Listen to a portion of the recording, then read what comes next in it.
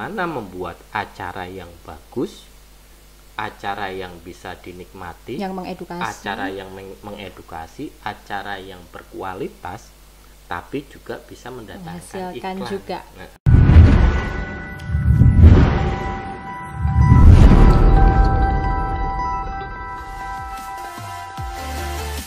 Podcast edukasi, inspirasi, solusi. Assalamualaikum warahmatullahi wabarakatuh. Apa kabar saudaraku semua? Semoga senantiasa sehat ya.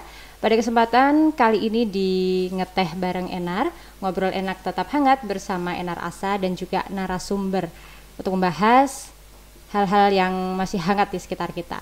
Tetap di podcast edukasi, inspirasi, solusi. Ya saudaraku semua, tentu Enar tidak seorang diri karena kalau ngeteh juga tidak asik kalau sendirian. Tengah hadir di sini di tengah-tengah kita seorang narasumber untuk membahas tema pada kesempatan hari ini, yaitu menjamurnya konten anfaedah. Kita bisa apa? Dan hadir untuk membahas, untuk menyoal tentang ini, yaitu komisioner dari KPID Jawa Tengah, Komisi Penyiaran Indonesia Daerah Jawa Tengah, Mas Sonaka Yuda Laksono. iya, Apa kabar, betul. Mas? Betul. Bener gih namanya? Ya betul, namanya Sonaka Yuda Laksono.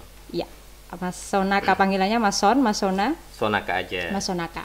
Sehat Mas? Alhamdulillah sehat. Puasanya lancar? Iya, lancar nih. Alhamdulillah. Ya, saudaraku semua, kita nanti akan menyoal tentang menjamurnya konten yang juga tidak memiliki unsur edukasi, atau kita bahasanya yang kekinian adalah konten anfaedah. Tapi sebelumnya ini juga ada pesanan pertanyaan dari teman-teman ini Mas, karena yang sedang viral. Mungkin juga Mas Sonaka mengikuti tentang ini. Apa kabar dan juga pendapatnya nih tentang pernikahan yang fenomenal di awal tahun, pernikahan Atta Halilintar dan juga Aureli Hermansyah. Iya. Mas, karena itu masalahnya disiarkan langsung, dan juga saksi nikahnya adalah Bapak Presiden dan juga Bapak Menhan kita. Ya. Bagaimana Mas Sonaka lihat ini? Sebelum sampai ke situ, sebenarnya kita perlu membahas tentang anfaedah nih. Oke. Anfaedah versi siapa yang gitu. Jadi begini, untuk acara yang tadi disebutkan bahwa KPI sebenarnya sudah melakukan teguran keras kepada stasiun televisi yang menayangkan acara tersebut. Dan itu sebelumnya juga sempat terjadi perbincangan antara dua belah pihak. Ada teman-teman KNRP ya, salah satu NGO yang bergerak di penyiaran juga, mengatakan bahwa ini frekuensi publik kenapa dipakai untuk acara privat gitu. Itu kenapa terus akhirnya KPI juga melakukan teguran. Kemudian konteks KPI melakukan teguran kepada stasiun televisi berkaitan dengan tidak adanya edukasi di acara tersebut. Tapi di satu sisi dari stasiun radio mengatakan tidak ada edukasi. Apanya nih? Enggak kok, itu memang dari permintaan masyarakat seperti itu nih. Itu dari televisi? Dari televisi. Yang menayangkan? Yang menayangkan bahwa ada permintaan masyarakat bahwa bagaimana ketika kita menampilkan pernikahan ini tidak melulu anfaedah nih, tapi ada beberapa hal yang bisa dilihat, bisa dinikmati oleh pemirsa. Cuman konteks KPI melakukan teguran itu basisnya adalah aturannya. Kita punya Undang-Undang 32 tahun 2002 tentang penyiaran. Kami punya P3SPS, standar program siaran, pedoman perilaku penyiaran, yang merupakan istilahnya apa ya, kitab suci bagi teman-teman di KPI, dunia penyiaran. Semua orang harus mematuhi itu kesepakatan bersama untuk dipatuhi, itu rule yang harus dipatuhi. Bagaimana pernikahan itu melakukan blocking time menggunakan frekuensi publik yang seharusnya bisa nih digunakan untuk acara-acara lain yang bermanfaat. Oke, KPI sudah melakukan tugasnya, melakukan teguran, tapi bisa kita lihat stasiun televisi tetap menayangkan itu. Iya.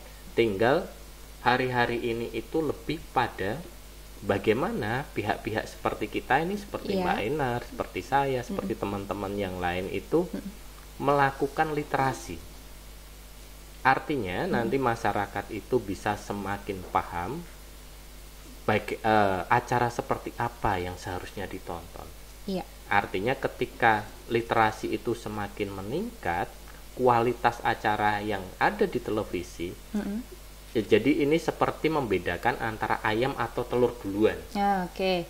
Apakah TV yang membentuk, stasiun televisi itu yang membentuk acara yang dinikmati oleh pemirsa, ataukah pemirsa yang akhirnya memaksa stasiun televisi untuk memproduksi acara yang sesuai dengan keinginan mereka. Oke.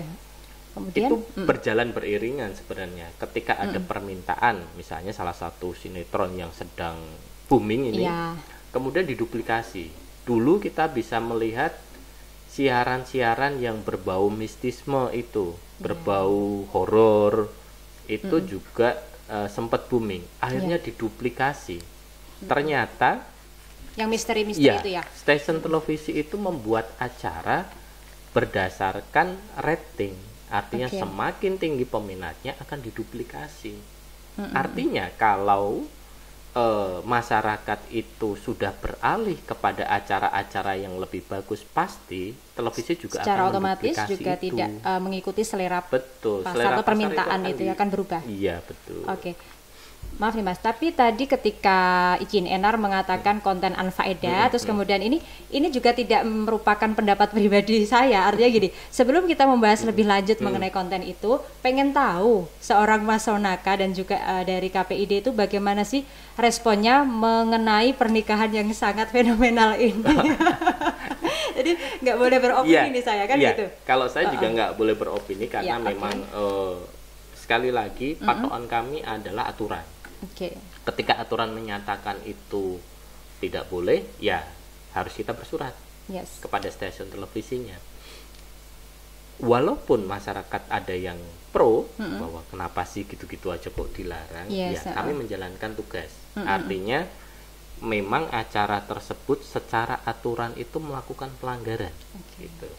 Secara aturan menurut P3SPS itu melakukan pelanggaran. Artinya kami tetap bersurat. Ketika ada pihak lain masyarakat yang mengatakan pro dengan acara, ya nggak apa-apa gitu loh. Artinya tugas kami harus dijalankan. Kita harus bersurat kepada stasiun televisinya. KPI pusat sih yang bersurat. Itu mengatakan bahwa teguran keras kepada stasiun televisi yang menayangkan acara tersebut. Nah, ini yang tidak kalah viral kemudian Mas. Itu adalah setelah di live kan, itu masih berkelanjutan di kanal YouTube pribadi mereka. #tit malam itu kan, malam ya harus boleh nggak sih Mas ini izin ini? Boleh sebutkan ya. Boleh. Malam pertama itu artinya gini, konten itu kan tidak semua bisa dinikmati oleh sembarang umur kan Mas. Pasti ada apa namanya, ini boleh itu enggak. Misalnya kalau saya nggak salah itu ada BO, ada bimbingan orang tua, kemudian SU semua umur. Nah ini kalau di YouTube ini Mas, sebenarnya tanya sekalian nih, kanal YouTube itu ranahnya KPI nggak sih Mas? Bukan. KPI, KPID itu hanya melakukan pengawasan dan memiliki regulasi itu yang berkaitan dengan dunia yang berbasis frekuensi. Artinya cuma televisi dan radio saja. Televisi dan radio.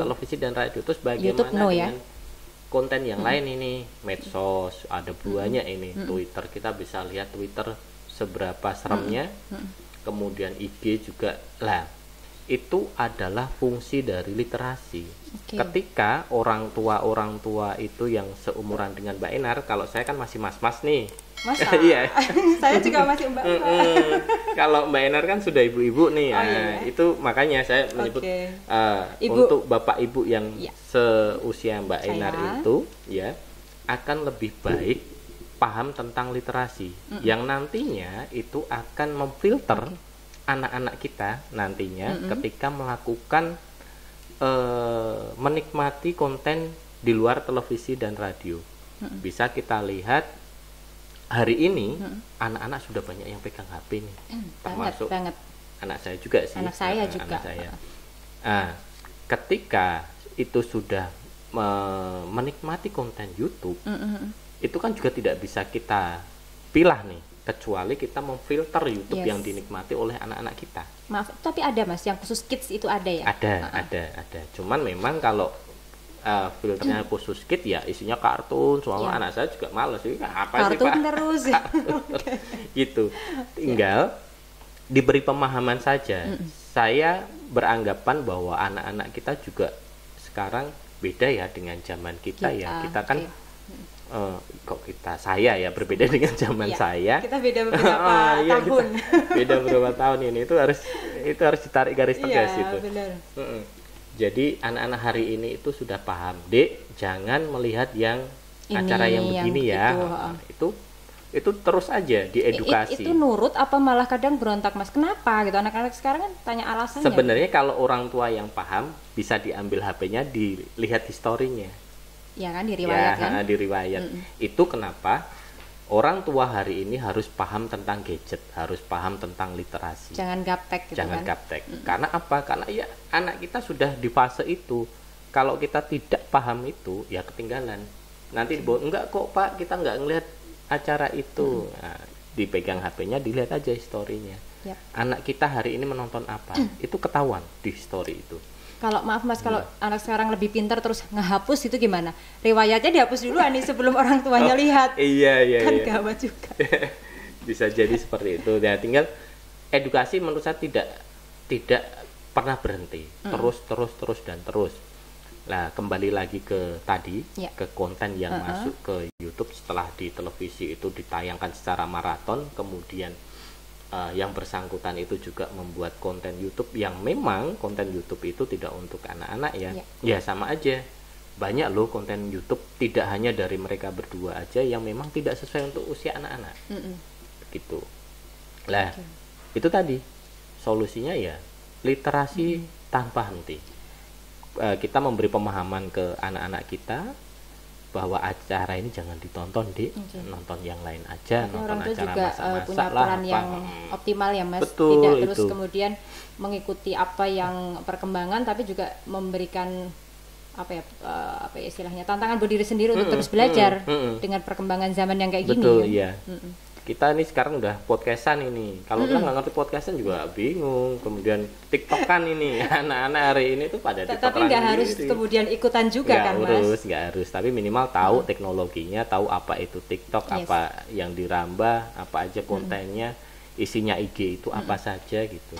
Maaf Mas, ini soal tadi literasi. Mungkin kalau masyarakat yang nggak sepenuhnya itu paham, mohon maaf, itu literasi yang seperti apa sih gitu?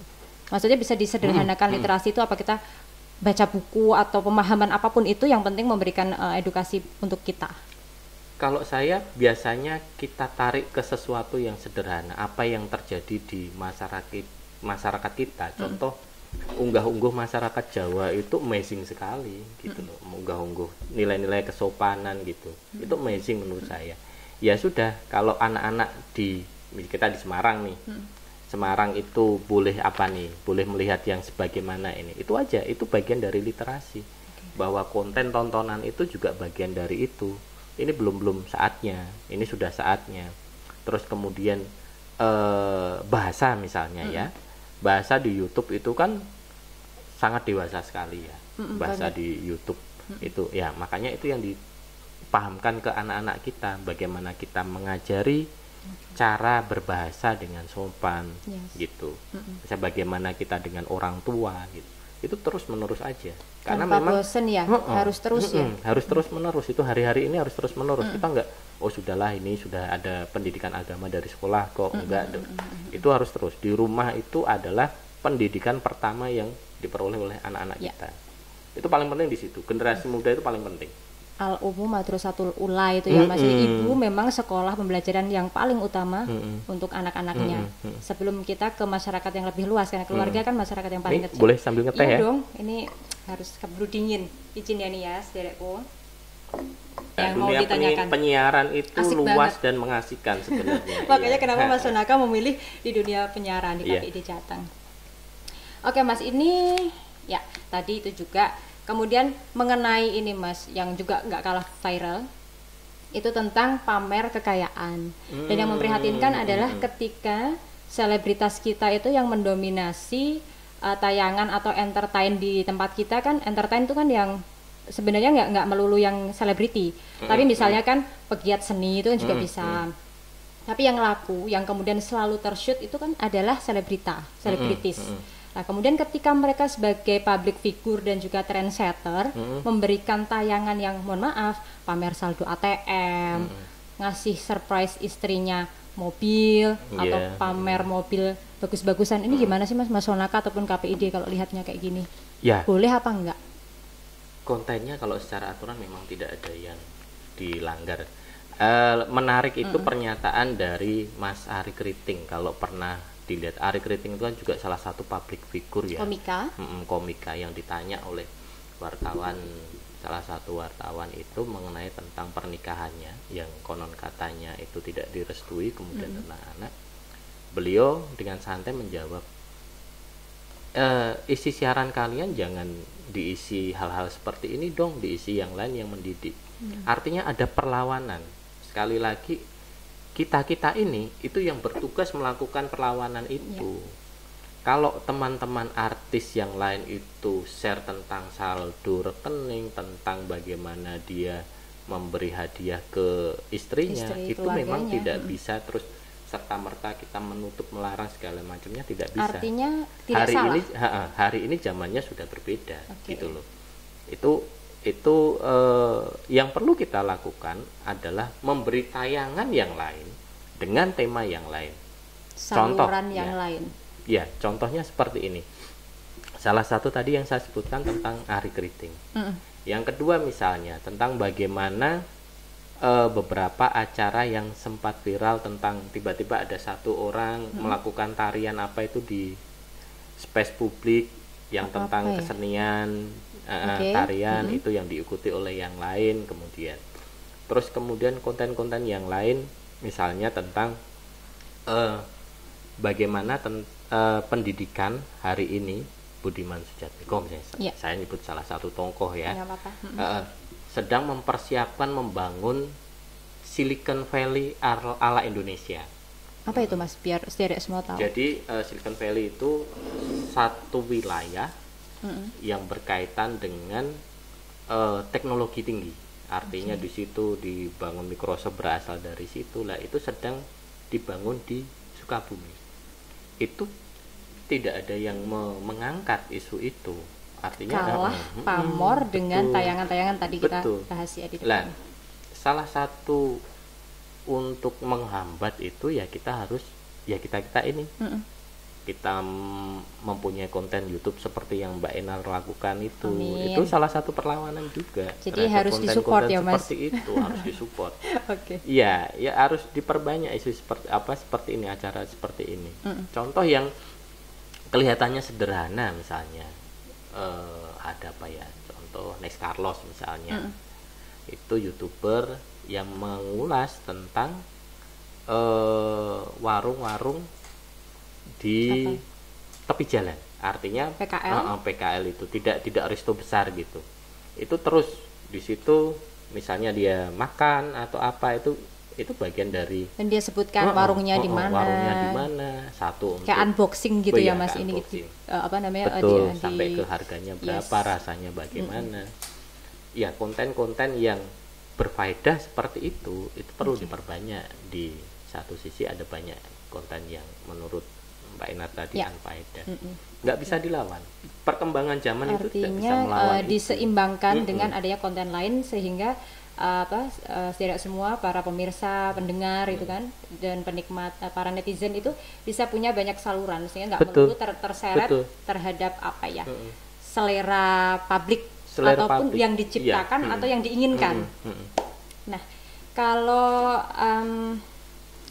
bicara soal selera publik itu sebenarnya kan para insan kreatif ini juga punya peranan yang sangat penting Mas. Artinya begini, Mas Sonaka lebih sepakat yang mana? Antara tadi masyarakat yang menginginkan atau para insan kreatif ini yang mencoba menciptakan sehingga masyarakat ikut? kan public figure. Ini kan menarik. Jadi begini, kalau di industri ya, industri itu muara akhirnya adalah revenue, penghasilan. Satu acara di sebuah stasiun televisi itu yang pertanyaan ditanyakan akhir itu bisa menghasilkan berapa gitu. Mau ada public figure yang memproduksi acara apapun, kalau itu sampai ditayangkan pasti ada revenue yang didapat, ya, yang dihasilkan.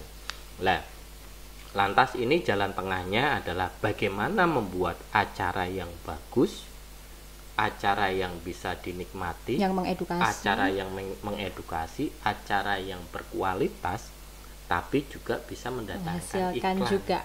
Apakah ada banyak boleh acara. Sebut mungkin Mas, nggak apa-apa kan kalau yang apa-apa ya, ini biar lain. Teman-teman televisi juga senang ini acaranya saya sebut, misalnya Jejak Si Gundul ya. Terus kemudian Laptop Si Unyil boleh, Laptop Si Unyil, Bocah Ngapak, apalagi ya banyak itu sekarang di RTV itu Mas, banyak juga apa itu kartun animasi yang juga ngajarin ngaji. Terus kemudian acara talk show Kick Andy gitu kan. Ini nanti ini dalam antrian juga ya, ngeteh bareng Enar ya, amin ya. Gitu. Ternyata bisa kok dibuat acara yang berkualitas terus mendatangkan iklan. Bocah Ngapak itu fenomenal menurut saya ya. Karena itu sebenarnya konten lokal. Satu lagi Mas, Bolang.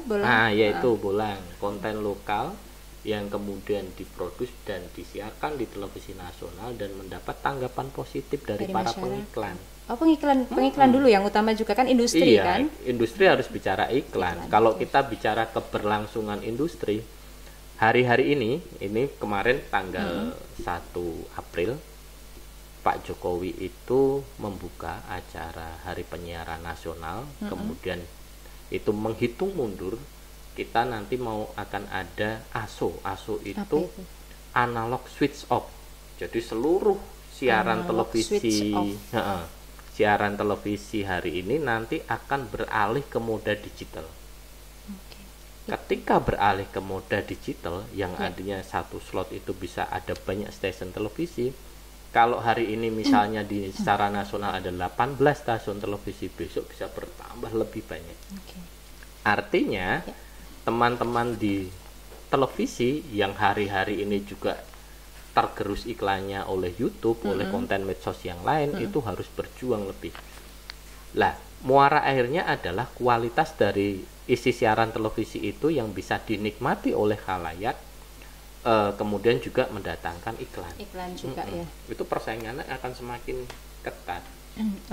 Ini Mas, tadi ada yang menarik, kita flashback lagi yang tadi saya belum sempat tanya, itu perihal masyarakat tadi punya argumen bahwa tidak salah sepenuhnya nih para entertain kita karena bahasanya mengutip Om Deddy ya, itu bahasanya adalah mencari nafkah. Ketika sempat kemarin booming, ada sosiolog yang kemudian berpendapat bahwa konten-konten yang tadi saya sebutkan di awal itu anfaedah, ini mengandung sebuah reaksi sindir menyindir. Kalau si sosiolog ini Bung Ade tidak menyindir karena beliau adalah akademisi, barangkali memang concernnya di situ sehingga punya hak gitu. Tapi yang merasa tersindir ini para selebritis tidak terima karena merasa memang hak dia, kenapa harus dilihat dari sisi negatifnya. Nah, artinya di sini kemudian saling salah menyalahkan ini Mas. Ini KPID melihatnya gimana? Iya. Hari ini memang kita bisa menikmati keberadaan KPID, hasil yang diperoleh itu setelah sekian tahun ya. 2002 itu terbit undang-undang penyiaran. Kemudian yang dulu ini siaran-siaran televisi bisa kita lihat pas malam hari itu ya agak sedikit porno lah ya, kita bisa bilang hari masih ini ingat banget aku Mas, itu bajunya sudah yang gimana bajunya gitu seksi kan atau gimana itu disetel jam 1 malam jam 1 itu pagi. sudah banyak berkurang, kita akui saja lah itu sudah banyak berkurang. Cuman memang zaman sekarang itu kan sudah berbeda konteksnya. Kalau misalnya tadi ada pro kontra antara yang satu tentang menayangkan apa yang seharusnya menjadi ranah privat. Itu kan ranah privat itu sebenarnya tentang saldo, tentang hadiah, itu ranah privat yang kemudian menjadi konsumsi umum, konsumsi publik, yang publik akhirnya dipaksakan untuk menerima itu. Lah, bagaimana dengan peran KPI di sini? Sekali lagi yaitu tadi, kami bekerja berlandaskan aturan. Ada salah satu pasal di P3 SPS memang bahwa frekuensi harus dimanfaatkan untuk kepentingan publik. Oke, bisa jadi loh nanti teman-teman artis juga, loh ini kepentingan publik juga kok. Bagaimana kita mengagitasi masyarakat untuk bekerja lebih keras, gitu kan? Untuk bekerja lebih keras dan akhirnya mempunyai saldo sama seperti saldo kami gitu ya, yang sekian digitnya. Ada konteks seperti itu. Kalau versi dari teman-teman artis, kita tidak sedang bersifat memamerkan kok, toh acara-acara seperti ini juga sekian persen dari seluruh acara televisi. Tapi gitu. Maaf Mas, ini bisa disebut alibi atau gimana? Karena kan karena gini, kita memang nggak boleh terlalu subjektif ya. Artinya kan sini framingnya begini, yang satu seperti ini gitu. Tapi kita nggak bisa menutup mata juga bahwa tadi yang Mas Sonaka sampaikan, bahwa memang publik juga dipaksa mau tidak mau nih. Mungkin tidak semua publik itu mau sebenarnya. Tapi karena kemudian adanya keterpaksaan tadi, yang adanya isinya konten itu melulu, akhirnya mau nggak mau. Dan satu lagi, nggak semua orang juga mikirnya gini Mas, gue mau kerja keras nih kayak mereka. Ya kalau mikirnya gitu. Kalau enggak gitu, gimana Mas kalau seperti itu? Jadi ini teman-teman di itu infotainment ya, kebanyakan di infotainment itu dulu itu infotainment bisa dihitung jari. Seingat saya itu yang pertama kali muncul kalau tidak salah itu Kabar-Kabari deh. Boleh nih sebut nggak apa-apa ya, pelopor itu nggak apa-apa. Pelopor ya. Lah hari ini kita bisa melihat acara seperti itu ada banyak. Apa ini kesimpulannya? Artinya kita kan di Indonesia itu cuma ada satu lembaga rating ya, Nielsen ya. Nielsen itu menjadi patokan bagi seluruh stasiun televisi untuk memproduksi acara. Ketika acara-acara dalam genre seperti itu ternyata mempunyai pemirsa yang banyak, mereka akan menduplikasi dengan mekanisme, metode, artisnya, pembawa acaranya yang mungkin berbeda tapi konteksnya sama. Konteksnya sama tentang bagaimana membuka wilayah privat itu menjadi konsumsi publik. Sederhananya seperti itu.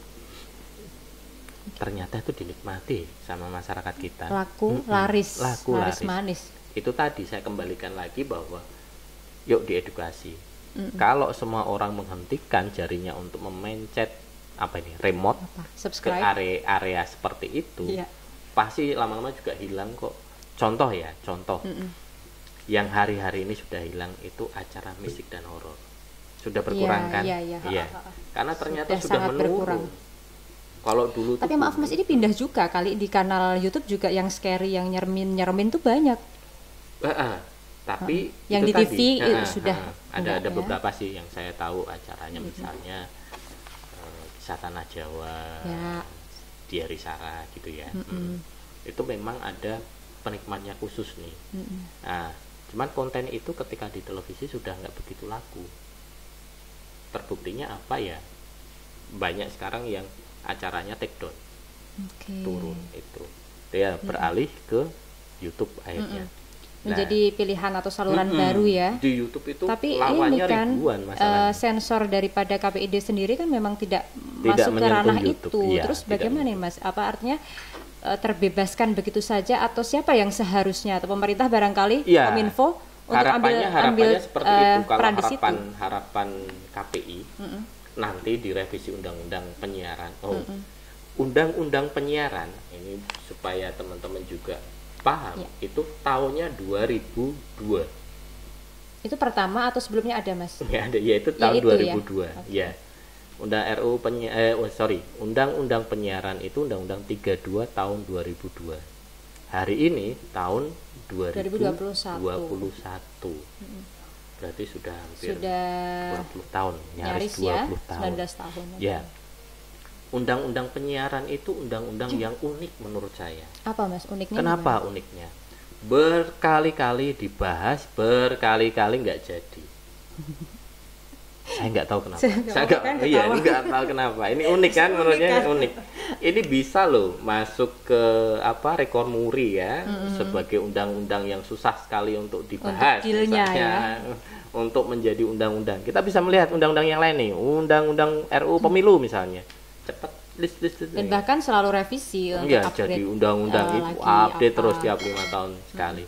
Tapi undang-undang penyiaran ini yang membatasi ranah pengawasan itu hanya yang berbasis frekuensi, sampai hari ini itu tidak pernah direvisi dan menjadi undang-undang yang menyesuaikan dengan tahunnya. Nah, pernah di tahun 2020 kalau nggak salah itu sudah masuk ke badan legislasi. Kami berharap, dan masyarakat penyiaran di Indonesia berharap nantinya RUU penyiaran itu menjadi UU yang juga membatasi konten yang lain. Kenapa? Bahayanya yaitu tadi, satu, pornografi. Yang kedua, saya mau bilang radikalisme, kok sebenarnya istilah ini salah ya.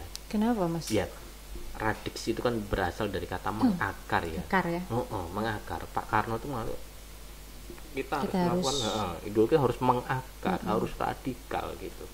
Tapi sekarang konteks itu berubah ketika menyebut teman-teman yang melakukan perjuangan tidak pada realnya. Gitu. Oke lah, kita pakai kata radikalisme itu yang masuk konten di YouTube, di penyiaran itu.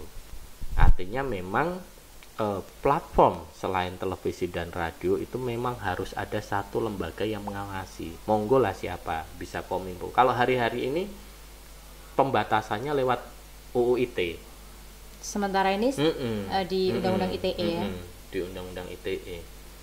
Cuman Kominfo itu kan banyak pekerjaan, banyak tugas juga, susah sekali ketika ada laporan baru itu ditindaklanjuti ya. Kalau untuk konten YouTube itu memang pengawasannya ya memang sangat terbatas. Sangat terbatas sekali. Kecuali ketika pemerintah mengambil peran yang gitulah bahasanya orang Jawa ya Mas, langsung mana, gitu. Misalnya Kominfo lah misalnya untuk mengawasi konten YouTube, atau apa ditunjuk satu lembaga, atau bisa jadi KPI itu. Jadi memang karena sejauh ini KPI masih di area yang berbasis frekuensi ya. Televisi dan juga televisi radio. Di luar itu, di luar pengawasannya KPI. Oke. Nah, kemudian harapan sudah Mas Sonaka sampaikan ya, tapi artinya begini, agar masyarakat tidak larut pada tadi telur dan juga ayam itu antara permintaan pasar, tapi juga selera daripada si artisnya ataupun industri televisi, radio, industri penyebutannya industri penyiaran. Ini kemudian masyarakat harapannya harus bagaimana sih Mas, selain tadi memang harus banyak konten yang mengedukasi barangkali ya, sehingga ada saluran-saluran, ataukah dalam hal ini masyarakat juga sifatnya bukan kemudian gerakan blokade rame-rame kemudian jangan subscribe atau kemudian jangan nonton, enggak, tapi yang lebih wise itu apa sih Mas, agar diterima khalayak luas tentang ini semua, polemik ini tentang penyiaran yang seperti ini. Teman-teman radio itu pernah melakukan kegiatan matikan radio. Dimatikan? Beneran dimatikan? Beneran, itu jadi siaran itu dimatikan pada jam dan saat tertentu berbarengan. Terus kemudian nih pemirsa mencari nih, loh, radio ini kok nggak siaran, ini hilang banyak. Apa radioku yang rusak? Atau radio itu yang rusak. Terus kemudian dibuka dengan suara Pak Jokowi pada waktu itu. Pak Jokowi sudah jadi presiden. Loh, nggak ada radio, bingung juga kan gitu. Oke Mas, aku ingat itu. Ada gerakan-gerakan seperti itu yang memang harus dimulai oleh civil society seperti kita ini. Yes. Karena satu masalah, satu kejadian itu sekarang juga takut ketika diviralkan. Terakhir itu yang mobil nabrak motor itu akhirnya diviralkan. Ya seperti itu kejadiannya. Masyarakat hari ini harus lebih bijak ya dalam memilih tontonan. yaitu kita harus mengayakan diri kita sendiri, konten apa yang harus ditonton, konten apa yang seharusnya tidak ditonton. Ya memang itu kelihatannya salah satu ini. ya saat ini yang paling bisa dilakukan ya, karena melawan industri itu juga Susahnya susah. bukan main. Susah bukan Karena main. apa nih Mas? Melawan kapital? Melawan yang punya negara. Kok berat ya kalau bahas Iya, negara? berat. Udah kita bahas yang Ya, civil society aja kali ya Mas. Iya. Melawan ya itu. Oke. Ya, ini terakhir Mas, tentang solusi, karena dalam tontonan yang edukatif kita harus memberikan solusi agar tidak jadi polemik ya. Solusi agar tayangan itu kembali pada hitohnya untuk memberikan edukasi yang menginspirasi, tidak yang tadi dalam pembahasan kita yang anfaedah itu tadi. Gimana ini Mas? Sekaligus closing statement dari seorang Mas Sonaka. Kita bisa lihat tayangan Mas Atta dan Mbak Aurel itu. Stasiun televisi melakukan perubahan-perubahan yang cukup dramatis ya ketika itu menjadi viral sebenarnya. Sebelumnya itu kan sudah tuh, terus kemudian viral. Ada yang pro, ada yang kontra. Ada yang pro, ada yang kontra. Televisi menangkap kejadian itu. Stasiun televisi menangkap kejadian itu. KPI menangkap kejadian itu. Akhirnya ada satu pertemuan ini supaya acara itu sama-sama enak nih, baik bagi sisi yang setuju maupun dari sisi yang tidak setuju. Kemudian akhirnya bisa menghadirkan Pak Presiden, bisa menghadirkan Pak Menhan. Kemudian ketika acara itu berlangsung ada satu yang ditunjukkan ke masyarakat itu, ini tidak sama sekali tidak berguna loh gitu. Akhirnya ada jalan tengah seperti itu, jalan tengah yang dipilih oleh stasiun televisi. Kemudian yang sempat viral juga tentang penggunaan prokes. Ya, kenapa prokes itu hanya untuk acara-acara variety show dan reality show? Bagaimana sinetron yang diproduksi ketika masa pandemi? Gitu masih kan? banyak kan di tempat kita sinetron Kenapa yang sinetron diproduksi itu tidak saat ini. menggunakan masker gitu? Akhirnya ketemu nih, ketemu jalan tengahnya ya seluruh artis dan kru itu harus menerapkan standar prokes yang ada, harus di swab dulu dan yang negatif baru acara, dan itu juga diumumkan ke publik. Dan izin Mas, mungkin kita juga karena rutin di kantor pasti ada ya Mas Sonaka dan juga saya di kantornya masing-masing ini Kita juga udah pasti loh, kita sudah bebas insya Allah aman ini. Jadi biar masyarakat juga tidak salah paham ini kita nggak pakai kenapa itu. Terus Mas?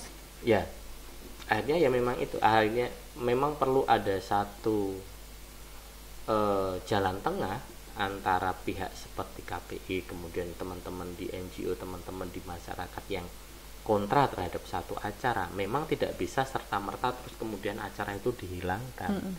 Tapi bagaimana kita memberi masukan kepada stasiun televisinya, yuk acaranya agak dibeginikan dong. Jalan gitu. tengah ya. Jalan tengahnya kita tidak bisa menghilangkan kok. Misalnya acara sinetron yang sedang booming hari ini, tidak bisa serta-merta terus kemudian kita karena tidak sepakat dengan isinya, tidak sepakat dengan adegannya itu dihilangkan sebegitu. Enggak, kita pun juga ketika melakukan teguran itu bertahap. Teguran tertulis, kemudian sampai dengan terakhir itu penghentian satu mata acara. Ya, maka dari itu kami di KPI itu butuh masukan dari teman-teman di masyarakat. Yuk rame-rame lapor ke KPI, rame-rame memberi masukan ke KPI, nanti akan kita teruskan ke teman-teman stasiun televisi. Syukur-syukur itu acara pasti akan mengalami perubahan, ya tidak berubah drastis, tapi minimal tercapai jalan tengah. Gitu. Dan jalan tengah itu bisa tercapai manakala juga masyarakat proaktif, proaktif dengan memilih saluran yang baik tadi, kemudian memberikan masukan. Juga di sini ada KPID yang juga siap menerima masukan, saran, kritik, dan juga mungkin unek-uneknya masyarakat kan Mas, untuk disampaikan kepada pihak-pihak terkait, dan tentunya juga mengharapkan industri penyiaran di tempat kita makin baik. Dan juga anutnya tadi untuk pemerintah, mudah-mudahan juga nanti ada lembaga baik itu Kominfo atau untuk bisa sebagai leadingnya untuk mengawal leading sektor untuk pengawasan di konten kanal YouTube media sosial dan juga sosial media. Ya Mas, barangkali itu kali ya, Ya, Mbak kegalauan Enar. saya, kegalauan banyak orang, titipan-titipan teman-teman yang wah kamu membahas ini nih, ini pas banget tadi sudah ditanyakan semua. Mudah-mudahan Ya. juga kita bisa memberikan edukasi, inspirasi dan juga solusi kepada masyarakat saudaraku semua. Itu Mas Suwon, terima Ya, kasih. makasih Mbak Jangan Enar, kapok. teman-teman ya. Saudaraku semua, demikian kita berbincang dengan Mas Sonaka Yuda Laksono dari KPID Jawa Tengah, Komisi Penyiaran Indonesia Daerah Jateng. Beliau selaku komisioner di bidang isi Isi siaran. Ya, dan alhamdulillah kita sudah, mudah-mudahan ke depan ada tayangan yang jauh lebih baik untuk bisa terus memberikan edukasi, menginspirasi dan juga memberikan solusi. Akhir kata, terima kasih. Jangan lupa subscribe. Wassalamualaikum warahmatullahi wabarakatuh.